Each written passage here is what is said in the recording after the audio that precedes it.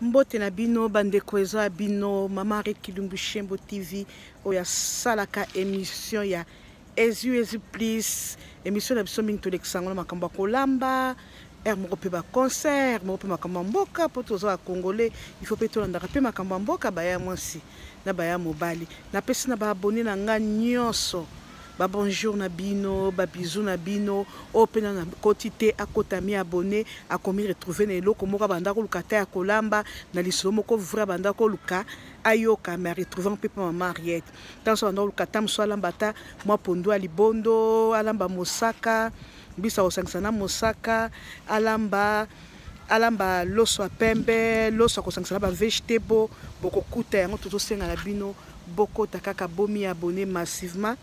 car l'air est grave baya mwasi baya mobali tokota po mwasi pe abongi na cuisine mwasi pe abongi na koyeba kolamba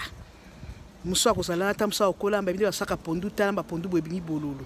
muso ba okolamba bo alekisi mungwa donc mwasi faza na ba eloko nini ya komeka eloko guni nya kotia spice nini ya kotia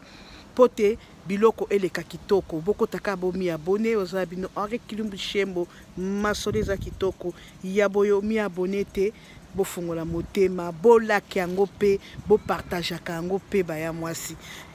botia pe ba commentaire so bomoni pe moi erreur eza na kati oyebisi moninga mwasi ya mwasi koto osalaki pe po moninga no mbala sima ayeba kosala yango te. Ok, bonjour ba bonsoir o balai ba bonne nuit biso to la muke en Australie toza déjà tongo to pesi bino ba mbote see you bye